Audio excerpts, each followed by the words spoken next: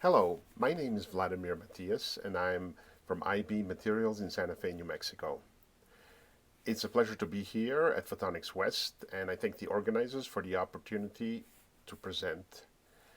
My presentation today is entitled GaN on iBAD Technology for Micro-LED Displays, or How an Ion Beam Technology Can Revolutionize Displays of the Future. I would first like to acknowledge the people involved in this work. At iBeam Materials, this is primarily Chris Young and Chris Sheehan. And at Sandia National Labs, that was Daniel Koleski, who unfortunately passed away a few years ago. We were very saddened by this, and he was a very dear friend who was instrumental in the early stages of this work. At the University of New Mexico, the team of Professor Fizel did all the patterning of the devices in this work. And also, I would like to acknowledge at Los Alamos National Lab, Terry Holzinger for the microscopy work, and Bob Hammond at Stanford University. This work was funded primarily by the U.S. Department of Energy, ARPA-E agency, and I thank them for the support. The fundamental challenge we're addressing is how do you make emissive displays based on large-scale integration of LEDs? Today's LEDs are made on small wafers of sapphire and are rather expensive. Currently, most micro-LED approaches involve mass transfer of millions of tiny LED chips with enormous engineering challenges. An alternative approach is to use large area iBAD templates, which enable large-scale monolithic integration of LEDs involving no transfer. So that's what I want to present today. The outline of my presentation is the following. I would like to make a brief introduction into iBAD texturing. Then I will discuss how we use that technology for gallium nitride and results that we've had so far with gallium nitride on metal foils. This was done with Sandia National Labs, and implications and novel applications. Ion beam assisted deposition, or iBAD, is a process that is widely used in industry for a variety of effects. However, we are doing something very specific, which is texturing or crystal alignment, and that occurs in a very narrow region of phase space. iBAD texturing or crystal alignment induces texture in the film during deposition. The schematic on the upper left shows what happens when one deposits a material on a polycrystalline or amorphous substrate. One typically gets randomly oriented grains or a polycrystalline film. On the bottom, we see what happens under very specific conditions if one has an ion beam during deposition, which is off-axis. One can get in-plane and out-of-plane or biaxial crystal alignment in the film. The particular version of this iBAD texturing that we utilize was discovered in the mid-90s at Stanford University by Bob Hammond and colleagues. The process requires a very thin deposit, typically less than 5 nanometers. So it occurs in the very early stages of film nucleation and growth. We have demonstrated that the process can be done in less than 1 second. So one can flash the deposition with an ion beam very briefly and then move on to the next step in the deposition, making the process extremely high throughput and very low cost. So how does iBAD change epitaxy? Well, instead of using a single crystal wafer for epitaxial deposition, one can now eliminate that single crystal substrate and use an arbitrary substrate and then deposit a single crystal-like layer on top of that substrate and thereby create a template for epitaxy. So this enables one to utilize a range of different substrates that have desired mechanical and thermal properties, but are free of the requirements of lattice matching that typically come with epitaxy. But more importantly, one enables large area, low-cost substrates such as glass, metal foil, and others, and one can do extremely large deposition, including roll-to-roll. So iBAD templates really are a new paradigm for epitaxial deposition that enable large area epitaxy. Fast iBAD texturing has been observed in two classes of cubic materials. Ones that attain 100 orientation, these are rock salt structures, the prototype is magnesium oxide, or 111 orientation in the fluorite and Bixbyite structures. Because there's quite a range of materials available for iBAD texturing, one can pick the particular material that matches the lattice parameter of the functional layer that one wants to deposit on top epitaxially. But in addition to just picking the material, and you see here the example of rock salt structures with the various lattice parameters, one can also do solid solutions of compounds and then tune the lattice parameter exactly to the one desired by adjusting the composition in a solid solution compound, such as, for example, calcium oxide MgO mixtures. iBAD templates were originally developed for high-temperature superconductor wire. Superconductor industry needed to deposit epitaxial cuprate films to be able to carry high currents in the wire. The problem was how to make a single crystal by the kilometer, and the solution was to make iBAD templates in long lengths. Today, superconductor industry is making about 1,000 kilometers of epitaxial wire per year. It is one of the largest applications of epitaxy in the world today. iBeam Materials wanted to explore other applications of iBAD templates, and in particular gallium nitride. We obtained funding from ARPA-E to explore gallium nitride LEDs together with Sandia National Lab. iBeam Materials had the capability to make the templates and to engineer those templates specifically for gallium nitride, whereas the Sandia provided the MOCVD gallium nitride growth. Los Alamos National Lab did microscopy work, and University of New Mexico prepared devices and measured those devices as well.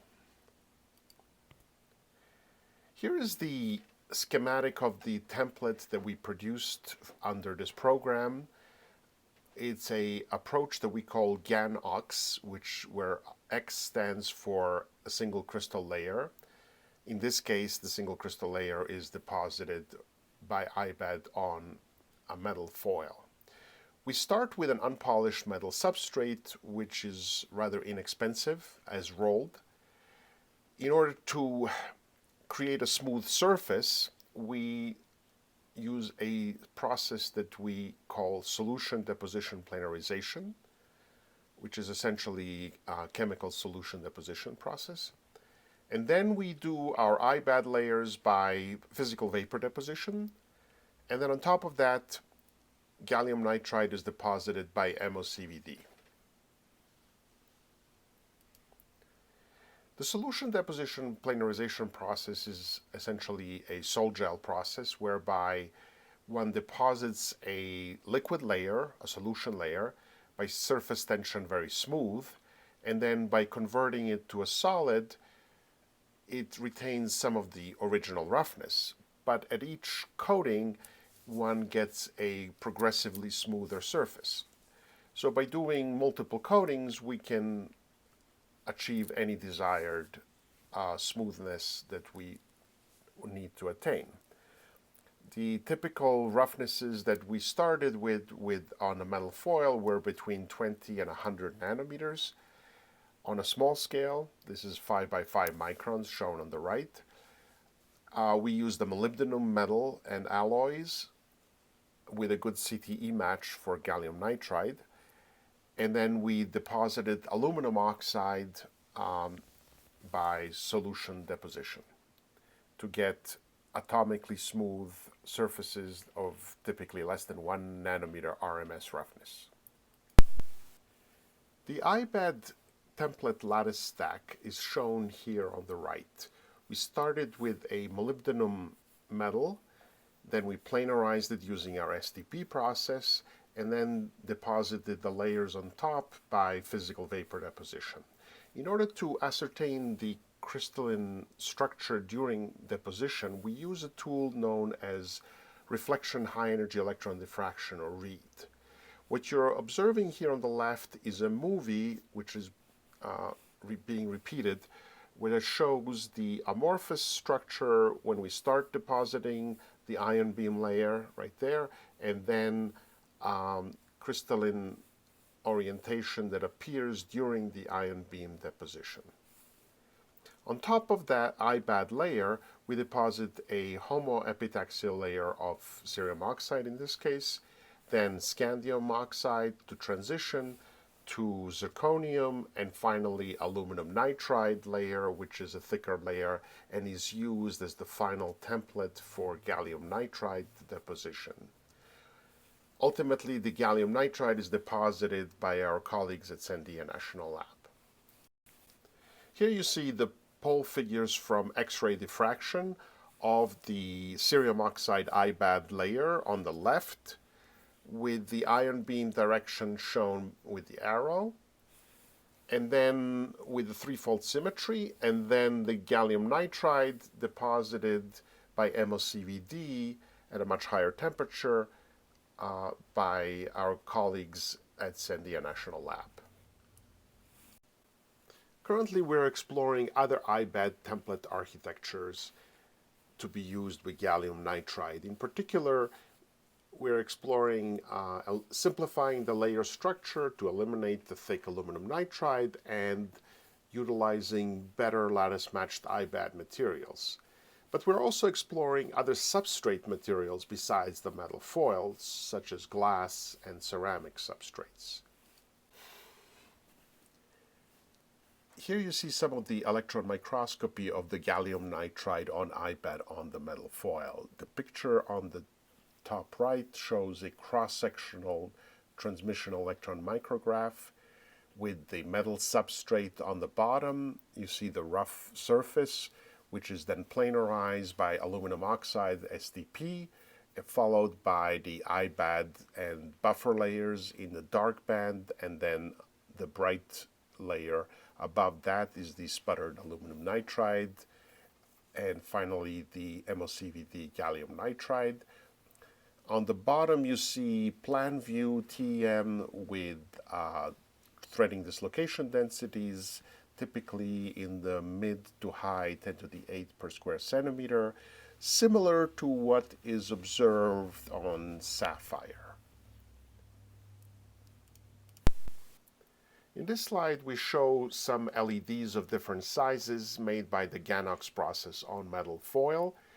These materials are not yet optimized, but they do show typically about 70% of the photoluminescence signal compared to sapphire LEDs. There's still a lot to improve in terms of the epitaxial growth of the gallium nitride, as well as light extraction of the structure. Mechanical flexibility has been demonstrated as well, and we have made LEDs down to 10 microns in size. In addition to LEDs, we have fabricated the first in the world gallium nitride-based hemp devices, high electron mobility transistors, on metal foil, with this collaboration with the same group of people with Sandia and University of New Mexico. In this case, we made a gallium nitride AlGaN heterostructure, and I have patterned it and measured the transistor device on top of that. So why does making gallium nitride devices on iBAD matter? We believe that it fundamentally changes how GaN devices can be manufactured and how they can be used. In particular, they can be manufactured in large areas and are no longer limited to small rigid wafers. For certain substrates, such as metal foils, it can be done roll to roll. The scale can be much larger than today, and this is certainly needed for micro-LED displays. Cost reduction can be greater than 25 times in terms of just the cost of epi reduction, but it also simplifies the back-end fabrication, and so the packaged LED can have further savings. GaN devices can now be utilized in large areas, so that means they can be monolithically integrated and new applications become possible, such as displays. Some of the key features of these GaN on iBAD LEDs are that it can be done on metal foil, and so one has flexibility and scale. One has also a very simple LED structure where the LED can be pre-packaged on the substrate. It really is a completely new platform for LEDs. And LEDs can be printed instead of using lithography. But the key feature of GaN on iBAD is that it enables large area deposition. In particular, for rigid substrates such as glass and ceramics, it enables deposition on extremely large substrates that are meters in size. And for metal substrates, in addition, one can do roll-to-roll deposition, where one can scale up the deposition area per batch 5 orders of magnitude compared to the wafer size. There are also thermal advantages of the metal substrates as well.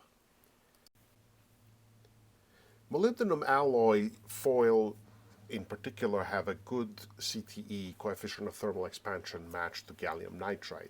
The figure in this slide shows the CTE as a function of temperature for the various substrates in comparison to gallium nitride, and you see that the molybdenum alloy is much better matched than sapphire or silicon. The other advantageous property of the metal substrate is the excellent thermal conductivity. Molybdenum metal is about 25 times better thermal conductor compared to sapphire at the GaN growth temperature of 1000 degrees centigrade. We believe that this will lead to better LED wavelength uniformity. And there's some early indication from the work at Sandia on this.